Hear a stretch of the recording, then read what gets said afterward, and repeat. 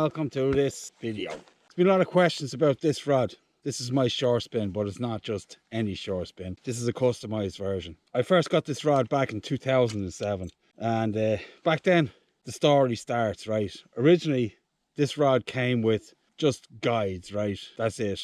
And there was no distinction back then, at least not at that price range, between braid and mono. As time progressed and the rod got shorter, my needs changed and I changed over to braid. And one of the problems that I experienced in the beginning was wind knots. There was a number of ways I solved that. I'll link this video in the description. It's the first one I did about wind knots. This video is directly related to that because I could not get all of the reasons why wind knots occur in one video. It would have went on for about an hour. I'm back to answer some of the problems that weren't addressed in that video with this video, and also explain what's happening with the guides on this rod in this video, and that will help cover up the other half of the stuff that was missed in the other video, right? Also, it will explain why I call this my special rod. It's not my special rod anymore, it's the Beast Buster. That's what it is. So this rod has gone through a number of changes, one of which is the length of it. Originally it was 11 feet long, now it's 10.5 to be exact, right?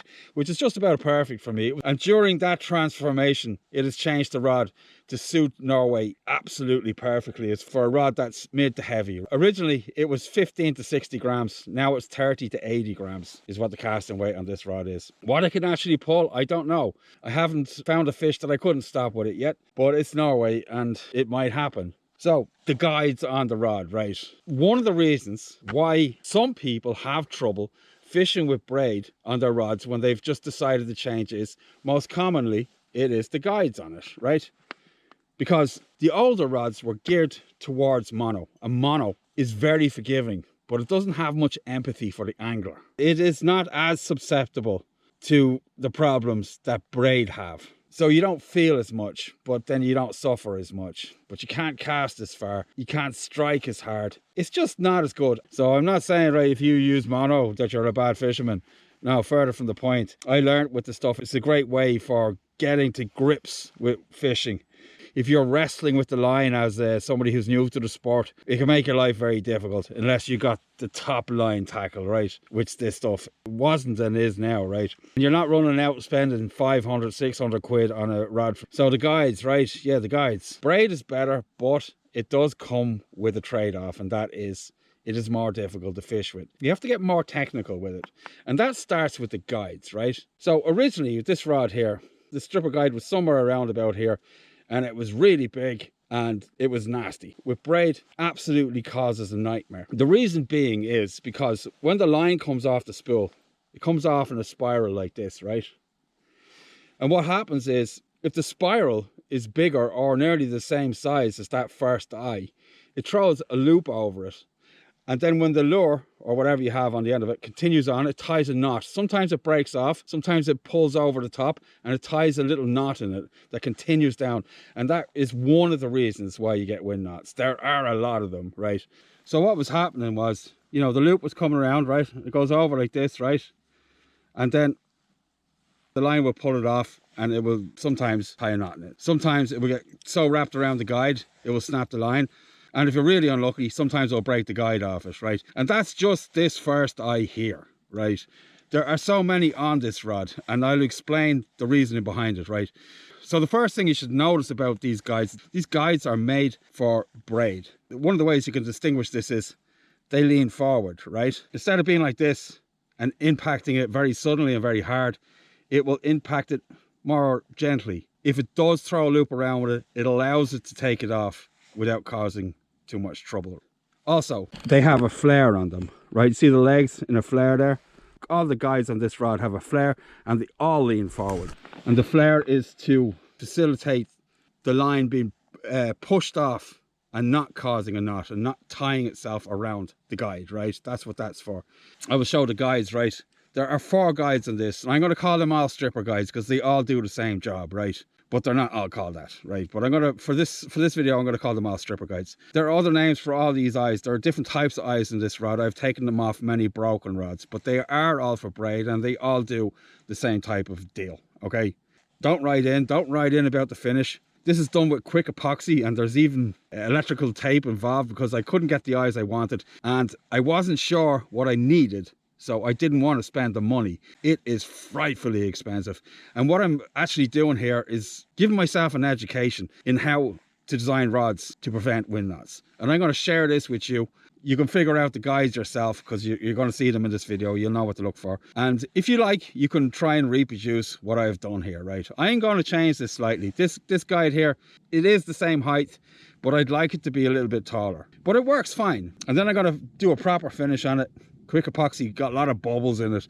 It's really hard to work with, but it holds the guides on the rod and it works. That's the most important thing to me right now. This is not my thinking. This is stolen from a company called Zanak, right? They're a Japanese company. With rods with lighter line, PE1 to PE2, 8 strand, right? Not 4 strand. 4 strand is a lot more forgiving. If you're having problems, change the 4 strand as well. That might solve your problems too. But 8 strand, PE1 to PE2, this is about as light as I go or have need to. The first 4 guides are the ones that do the important part of taking that spiral out of the line. There are other problems with this, and I'll talk about that as we go down the rod, right? So that's 1, 2, 3, 4, right? Now we've got all these small ones here.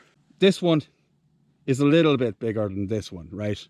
Just a little bit. But the rest of them are all exactly the same height and size except the tip ring, okay? And they're very close together, as you can see. And they're also flush to the blank as well, okay? And this is because their job is different and very simple, and they do it very well. Their job is to keep that line straight and not to allow the wind to pull it out sideways like this and do virtually the same thing as stripper guides prevent, okay? And that's it. So it keeps that line going nice and straight. By the time it leaves this tip ring, there's no more spiral in it. The wind has no effect on it because they're so close together.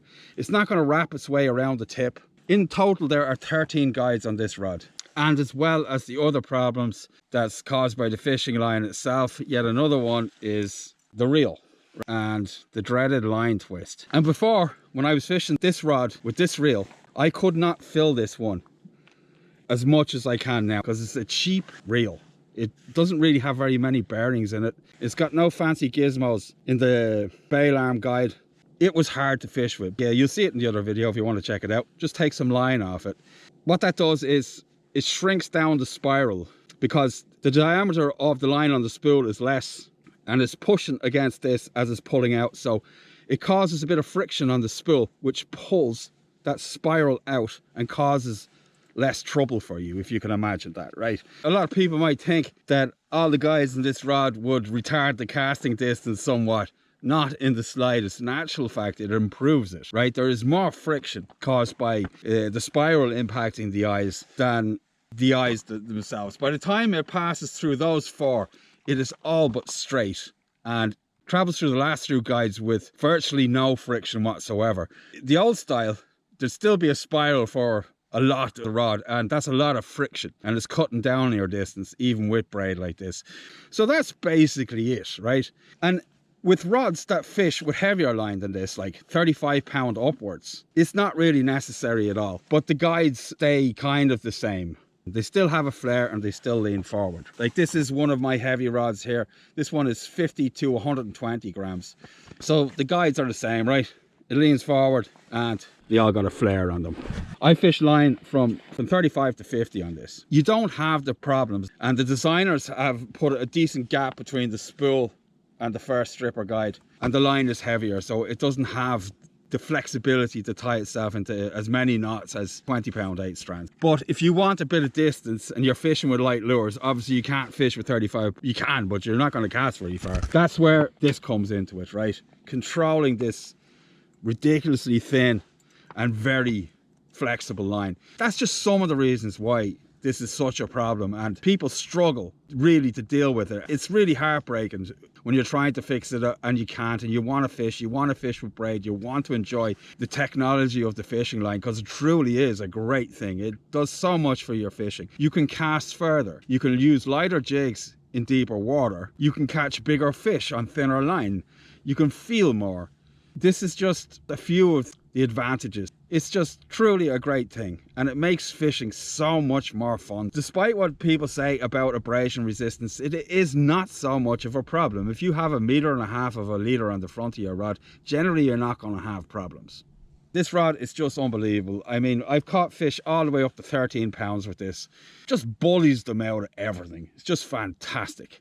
Without the technology of the fishing line and the guides, it wouldn't have been possible. If you'd want to reproduce a rod like this, now you know how to do it, right? So I hope you liked it. This is Billy's Beast Buster. Wherever you are in the world, remember, I'll see you on the beach. Bye.